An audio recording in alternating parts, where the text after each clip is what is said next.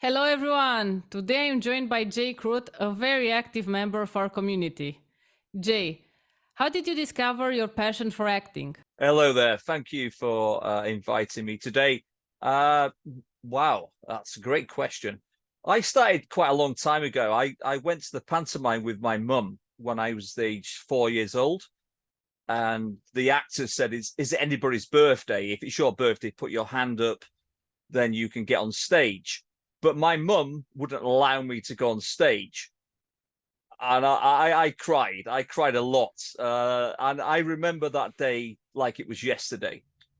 A few years passed after that, and then I went to grammar school, and I was walking to mathematics, and I saw this stage looking at me, and I was looking at the stage, and I knew that I needed to be on that stage. However, I told my friends, and they ridiculed me, and I bowed down to peer pressure, so I never got the opportunity at grammar school. A few years passed, then I went on a TV show called Blind Date. It was for singletons looking for romance, quite well known in the 90s in the UK. When I walked on stage, there was a 5,000 audience and a 17 million people viewing around the UK. I never looked back. That feeling, that sensation has never been surpassed. It was amazing. And I guess that's where I started in acting. You felt a calling. Absolutely. Well, going on, I'm not going to tell you my life story, but I was dating a girl, and she got a job opportunity. I was living in Yorkshire. She got a job opportunity in London, and our relationship didn't last. But the way that I describe it is that I came to London for love, which turned into a drama, and drama became my love. What was the project that you enjoyed working on the most? Great question. I've worked on lots of productions, lots of projects, and I can't categorically say that one is better than the other. A few that stick in my mind would be The Neighbor. It's a New York Film Academy film that I shot when I first started. I played a paranoid schizophrenic, very challenging, demanding role, very memorable. That sticks in my mind. I also played a hitman on an ITV production called The Fixer. I played a character called Ivana Popov, who was a Bulgarian a bad guy. Those are the two that stick in my mind. But I'm not going to choose them over the rest, because I'm an actor and I love all the performances, music videos, short films, feature films, TV, you name it, theatre. I love it all. In your opinion, what are the biggest challenges of being an actor? The hardest profession in the world. So there are millions of actors out there. That there are many challenges on the way, and it's quite situational. So it really depends where you live. If you live in a cosmopolitan city, LA, New York, London, Paris, it's much easier, I would say, to get opportunities than if you live in a small town. But don't let that put you off. The challenges that we face happen to every single actor: De Niro, Pacino, John Cassavetes, to name a few. If you don't mind, I'll tell you a couple of stories that I've got, because I love reading autobiographies and biographies. Pacino, as we well know, is an outstanding actor. When he first started out, he was looking, to find opportunities, and he got a job working in the cinema, but he got bored very, very easily. So the cinema goers were stood outside the cinema waiting to come in, and he was working on the door, and he told them to move on the opposite side of the street as a practical joke, just to make his job more interesting.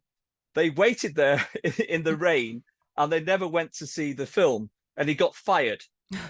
And as a consequence of this, he had no money, and he had to sleep rough. He had to sleep on the streets, but he had the keys to the theatre that he was acting in, and he slept behind the stage for a couple of weeks of his life. This is Al Pacino. And then we've got De Niro, outstanding film actor. He used to cycle around New York with a portfolio of pictures. He had a photographer that made them make him look a lot older in prosthetics, and he kept banging on the casting directors and directors' door And they were saying, no, no, no, no, no. And, you know, that's it. As an actor, you're going to get these challenges and this rejection. So the biggest obstacle you've got to face is the no's, because the no's really outweigh the yeses. You've got to have a lot of determination, desire, and wants to become an actor. And finally, John Cassavetes, because I love John Cassavetes, the profound filmmaker. He really struggled. He was an actor and moved into filmmaking.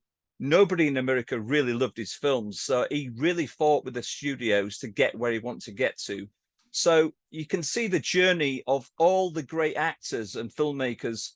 You've got to be determined, you've got to believe in yourself, and you've got to push forward, never give in. That's very exciting to know that everybody can make it if they have determination and if they keep moving forward. Absolutely, never give in. You're going to get challenges from your family sometimes, from your friends. For instance, they're going to say, it's a pipe dream, you'll never make it. You know, you're just kidding yourself. Don't listen to them. Honestly, do not listen to them. You've got to really believe in yourself. If people are around you and they support you, support your dream, then really, you know, absorb that want and that desire to help you. If they are critical, just ignore them and move forward. That's my advice. What future plans do you have? Well, I haven't been acting for a while. I've been writing a book about my life story and my acting. I'm not here to plug the book, but it's called My Ego Screwed My Acting Career. So I've been working for the last year, 7 months, working on that book to get that released. It's been really a struggle, and I prefer acting, to be honest with you, than writing. So once that's released, I'm hoping to go back into the filmmaking and acting. I've got a feature film, which we're going to be filming next year on location in Morocco, Casablanca and Marrakesh. The name of the film is Dracula Beyond. It's a horror comedy film. And yeah, I'm super excited about that. You know, filming on location in Marrakesh, we've got a sterling cast, including a Moroccan superstar. She's called Sahar Siddiqui, and she's going to be helping us on location, getting around all the places with the language and the culture. Yeah, I'm so super excited about that. Oh, that's very exciting. What advice would you give to those who are just starting in their career? Where should they start? This is, as I previously mentioned, it's situational to where you live. So if you live in a cosmopolitan city, you've got more opportunities, more drama schools, more colleges, more universities for you to train in acting.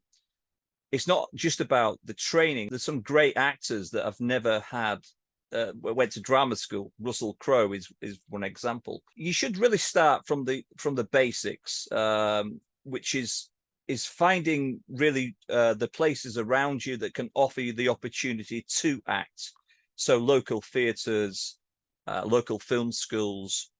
There's a huge difference between theatre acting and film acting. So you've got to be really mindful that when you join a university or a drama school, that the technique that they teach you might not be the technique that's useful for you. I have an example. One of my old friends, he went to a drama school, and when he went to go out to be in films, they gave him no training whatsoever. So the techniques of being on film is completely different to theatre. So you really need to be mindful of which university, drama school, film school you actually choose to be in. It all stems from the opportunities of putting your face out there, getting recognized. If you don't get seen, you don't get the opportunities. But how do you get seen? So you have to have a show reel. A show reel is the bread and butter for an actor. Now, show reels can be very expensive, but you don't need to go down that route of spending thousands of pounds to make a show reel. Nowadays, you've got the camera on your phone. As long as the sound is good, the quality is good, then you make that show reel, you put it together, people can see your ability, and then you can get the opportunities to be in film. that is my biggest advice, is to get showreel, because that showreel really can get you recognized. Jay, thank you very much for insightful advice. I'm sure it will help many of our members. Well, don't hesitate to contact me if you're starting out. If you need any advice, reach out, and I'm willing to help you. I've had a reasonably good career, and I'm hoping to keep going and never give in. I'm not Robert De Niro. I'm not Al Pacino. I never try to emulate them or to be as great as them. I never will be. But I do believe that I've made a lot of mistakes in my career, but I'm still standing. I'm still going. I'm still loving the acting. I adore the acting. So never give in, my acting friends. Believe in yourself, and I'm here for you if you need me.